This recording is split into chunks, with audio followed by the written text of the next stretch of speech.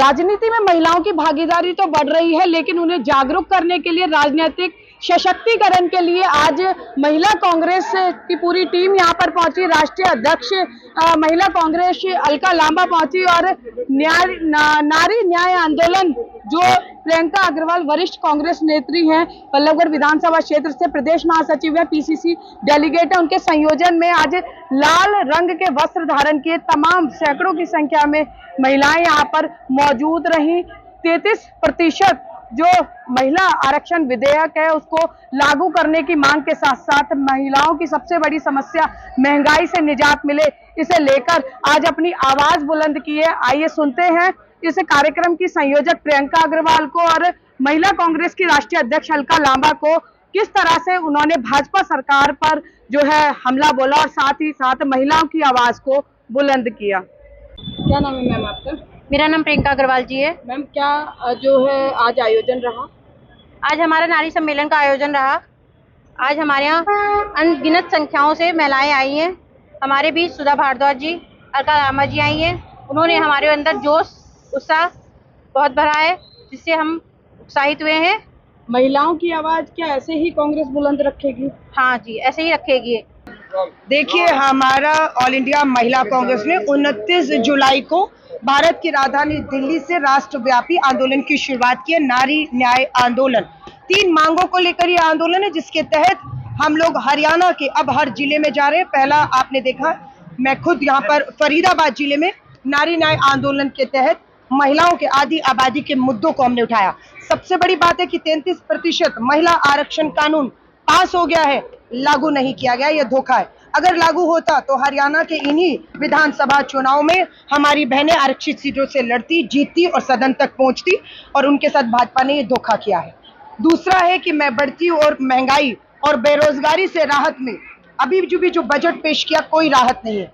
घरेलू सिलेंडर की कीमत सबने बताया है आसमान छू रही है। मोदी जी की गारंटी का सिलेंडर 500 का, 450 का किस देश में किस महिला को मिल रहा है, हम पूछते हैं भाजपा से। महंगाई और बेरोजगारी, सरकारी नौकरी और निजी नौकरियों में महिलाओं के लिए आरक्षण हो, ये हमारी मांग है। 50% हमारी मांग है कि हरियाणा के अंदर महिला पुलिस थानों का गठन और किया जाए, बढ़ाया जाए, और उसमें महिला पुलिस की भर्ती 50% की जाए। हरियाणा में 50%, क्योंकि जो अपराध है वो इतना बढ़ चुका है कि आप महिलाओं के साथ लगातार जघन्य अपराध, बलात्कार, यौन उत्पीड़न, और माँ एक आई है जिसकी बेटी को दहेज हत्या में जो है उसका आरोप है कि मार डाला गया है। बेटियों के साथ न्याय नहीं, बेटियां सुरक्षित नहीं। दिनेश फोगाट का उदाहरण हमारे सामने है, वो बेटी देश में भी साजिशों से घिरी रही, उस बेटी को न्याय नहीं मिला, और विश्व पटल पे भी वो बेटी जो स्वर्ण पदक पाकर इतिहास रचने के बिल्कुल दहलीज पे खड़ी थी, उस बेटी के साथ भी अन्याय हुआ है। न्याय किसी को भी नहीं मिल रहा। मंत्री आरोपित थे, यौन पीड़ना के गंभीर आरोप संदीप सिंह पूर्व मंत्री पर लगे। सो महिलाओं की जो सुरक्षा है, महंगाई है, बेरोजगारी है, इन सबको लेकर पूरे हरियाणा में अब लगातार आंदोलन हो गए। 31 अगस्त से पहले हरियाणा के हर जिले में मैं खुद जाकर इसी तरह के नारी न्याय आंदोलन 31 तारीख से पहले पूरे हरियाणा में होंगे। आंदोलनों का सिलसिला जब खत्म होगा, क्योंकि हम महिलाओं को विश्वास में ले रहे हैं कि आंदोलन क्या है, किन मुद्दों में है, कैसे उनकी जिंदगियों में बदलाव के लिए हमारा संघर्ष है। जब हम इन्हें पूरे हरियाणा के इस तरह के नारी न्याय सम्मेलनों से विश्वास में ले लेंगे, मुद्दों की जानकारी दे देंगे, तब हम सड़कों पर उतरेंगे। सड़कों पर आंदोलन होगा, जहां पर भी भाजपा के मुख्यमंत्री, मंत्री, नेता जाएंगे और अन्याय हुआ होगा, न्याय नहीं होगा, पीड़िताओं के साथ नहीं, अपराधी दोषियों के साथ खड़े दिखेंगे, हम इनकी गाड़ियों के आगे आएंगे, काले झंडे दिखाएंगे, इनसे जवाबदेही मांगेंगे, क्योंकि भाजपा की डबल इंजन की सरकार केंद्र और हरियाणा में चल रही है। 10 के 10 सांसद आपके पास थे 2 टर्म तक। मोदी जी, केंद्र में आपकी सरकार थी, आपने सोचा कि खट्टर जी को हटा के एंटी इनकम्बेंसी खत्म कर देंगे और जातीय कार्ड आप खेलकर दोबारा सत्ता में आ जाएंगे, तो आपने मुख्यमंत्री का एंटी इनकम्बेंसी खत्म करने के चक्कर में हटाकर नया मुख्यमंत्री दिया, लेकिन आपको सीधा 10 में से 5 लोकसभा की सीटें हार का मुंह देखना पड़ा।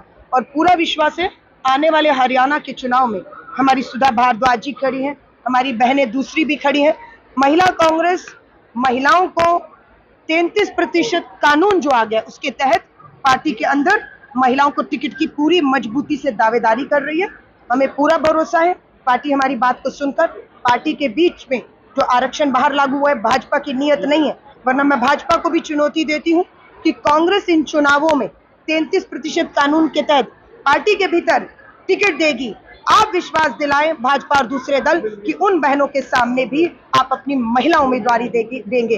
लेकिन हमें मालूम है कि कहीं ब्रजभूषण, कहीं संदीप सिंह, कहीं ऐसे जिन पे गंभीर यौन उत्पीड़न, बलात्कार और इस तरह के अपराधी हैं, उनको धन और बल से भेजेंगे और हमारी महिलाओं के ऊपर जो है वो हमलावर भी होंगे।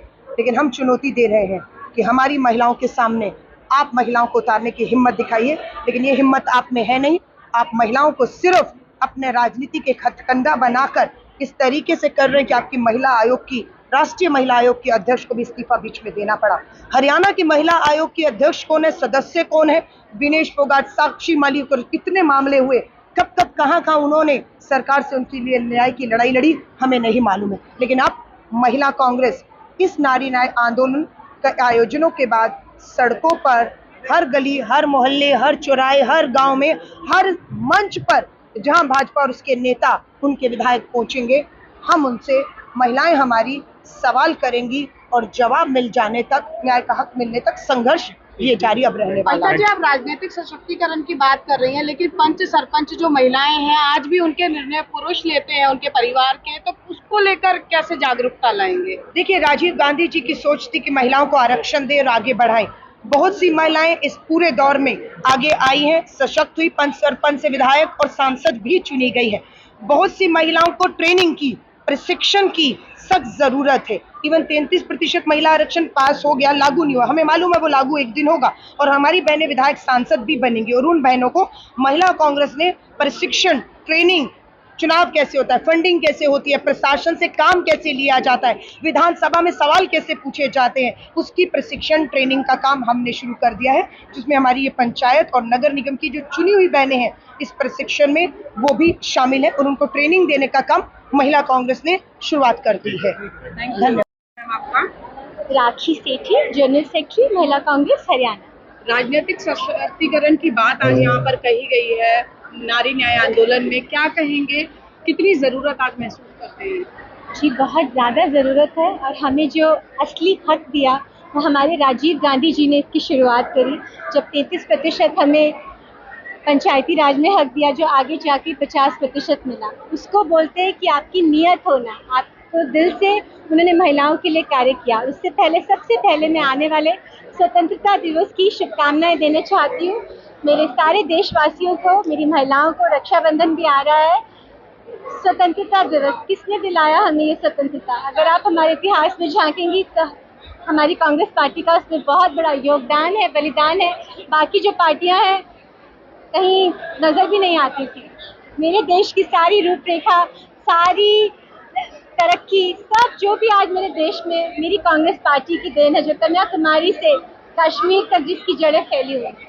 हमसे जुड़े रहने के लिए हमारे YouTube चैनल को सब्सक्राइब करें और नई वीडियो की नोटिफिकेशन के लिए बेल आइकॉन को दबाएं।